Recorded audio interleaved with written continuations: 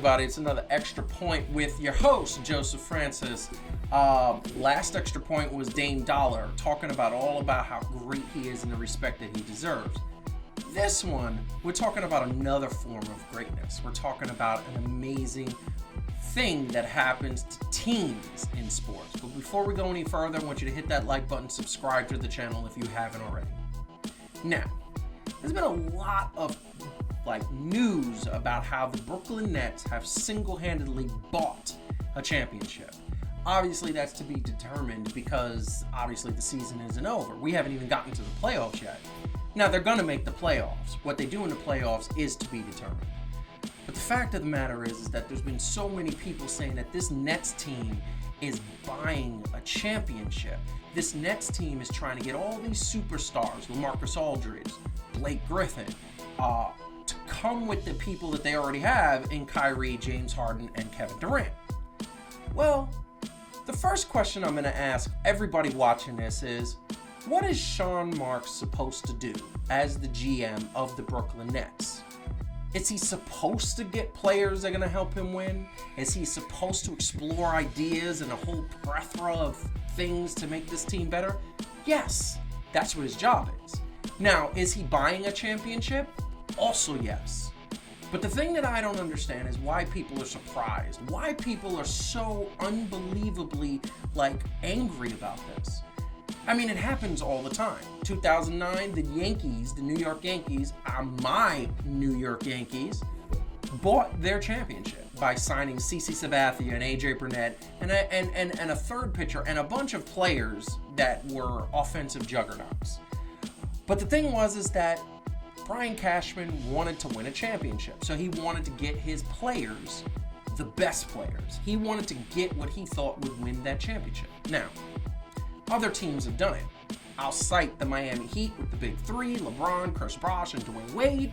I'll even go to the Bulls, winning, having the best player to ever play the game, one of a top 50 players in Scottie Pippen, and then signing Dennis Rodman, who was arguably the best rebounder, best defender in the league at the time, and still to this day, considered one of the best defenders, best power forwards, best rebounders. That being said, the fact of the matter is that the Brooklyn Nets are doing what so many teams have done in the past. Well, they're trying to get a championship, and they're trying to make sure that their players are getting a championship. The fact of the matter is that the players, the GM, the people who are trying to get a championship aren't upset about this. But the fans are. There's a lot of Knicks fans that are watching their crosstown rivals become better than they are. Well, the Knicks could have been better than they are. Unfortunately, they have an owner who nobody likes and has been in the news lately for throwing people out with a t-shirt that says they don't like him. So nobody wants to come to the New York Knicks. LaMarcus Aldridge wanted to come to Brooklyn. Blake Griffin wanted to come to Brooklyn, and if I understand correctly, Andre Drummond actually did want to come to Brooklyn, but realized that he would have more playing time and more of a chance of getting what he wanted and being a superstar by going to the Lakers. So if I'm a GM, and if you guys are a GM, why wouldn't you try to get the best players you possibly can get? I mean, here's the thing.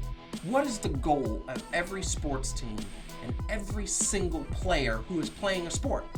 Last time I checked, it's to win a championship, right? So wouldn't you want to get the best players to win that championship? It doesn't matter how you get them. You get them by having good sports intelligence, and you understand the rules, and you use the rules to your benefit. Now, a lot of people are saying if you buy a championship, I don't want that type of a championship. A lot of people are also, who aren't Nets fans, are saying, oh, you're already booking them to win the championship. Well, a couple of extra points ago, my co-host Calvin talked about how the Brooklyn Nets are messy. It was up to Steve Nash and that coaching staff to make sure that this Brooklyn Nets came together, got chemistry, and started playing well.